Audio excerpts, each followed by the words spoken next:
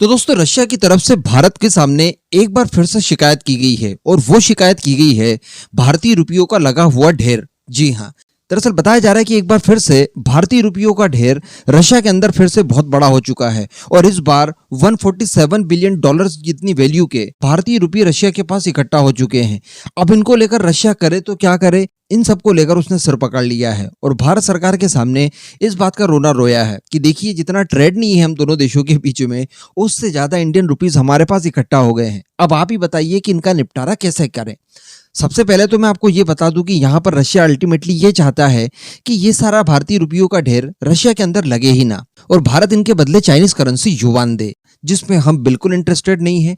हम ऐसा कोई भी काम नहीं करना चाहेंगे जिससे कि चाइना को मजबूती मिले। सोचिए अगर 147 बिलियन डॉलर जितनी वैल्यू के हम लोग अगर चाइनीज युआन खरीद कर फिर रशिया को प्रोवाइड कराते हैं तो इससे चाइनीज करेंसी को कितना बूस्ट मिलेगा, और चाइनीज करेंसी को बूस्ट मिलना यानी भारत के ऊपर एक बहुत बड़ा संकट ले लेना जैसा ही होगा।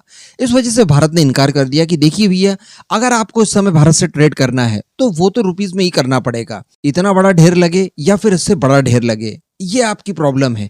हालांकि जो प्रॉब्लम्स निकल कर आ रही है उसके सॉल्यूशन भी बताए गए हैं और ऐसा सॉल्यूशन बताया गया है कि सिक्के के दो पहलू में से कोई भी पहलू आ जाए, चट आ जाए या पट आ जाए, दोनों में फायदा भारत का है। देखिए आज हम लोग डिस्कशन यही करने जा रहे हैं कि रशिया के पास ये जो भारतीय रुपयों का ढेर लगा है इसमें हर हाल में भारत का फायदा क्यों है, चाहे इस समय रशिया परेशान हो रहा हो।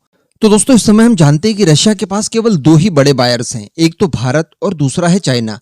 ऐसी परिस्थिति में रशिया कभी नहीं चाहेगा कि दो में से कोई एक भी बायर उसके हाथ से चला जाए, क्योंकि जो उसके सबसे बड़े बायर थे किसी जमाने में यूरोपियन देश, वो इस समय उसके हाथों से निकल जा चुके हैं।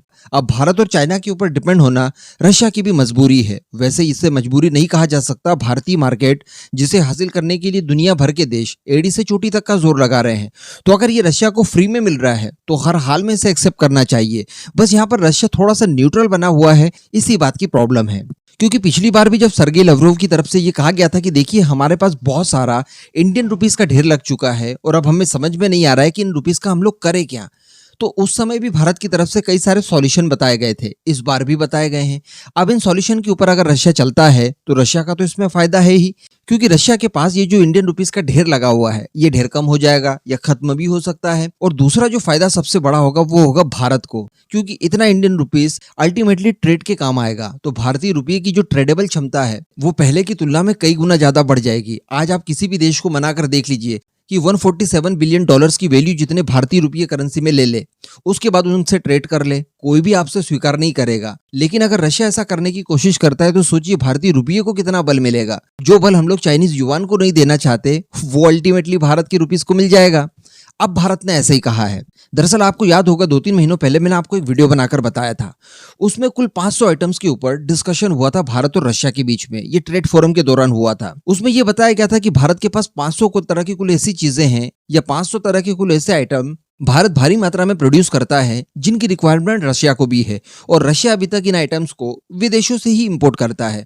तो क्यों ना रशिया किसी दूसरे देश के ऊपर निर्भर होकर भारत के ऊपर निर्भर हो जाए और इस तरह के 500 आइटम भारत से रशिया इंपोर्ट करे। क्योंकि सबसे बड़ा सॉल्यूशन तो यहाँ पर यही है ट्रेड को बैलेंस करने का, कि अगर आप भारत को ऑयल एक्सपोर्ट कर रहे हैं भारी मात्रा में तो भारत से इंपोर्ट भी कीजिए। अगर दोनों पक्ष बराबर रहेंगे जैसा ईरान के केस में होता था तो इस तरह की कोई समस्या नहीं आएगी। इसके अलावा भारत ने यह भी बताया था कि देखिए हमारे पास भी आपकी करेंसी पड़ी हुई है और काफी बड़ा ढेर उनका है, तो हम लोग करते हैं ये है कि आपकी करेंसी का इन्वेस्टमेंट हमारी बैंक सरकारी योजनाओं में करती है। मान लीजिए कोई सड़क बन रही है, कोई डैम बन रहा है, किसी तरह का बड़ा बिल्डिंग वगैरह बन रहा है, तो हम लोग उसमें सिक्योरिटी के नाम पर इन्वेस्ट करते हैं। तो इससे हमारी बैंकों को बहुत फायदा होता है और हमारी बैंकों के पास जो इतना रूबल पड़ा हुआ है उसका निवारण भी हो जाता है।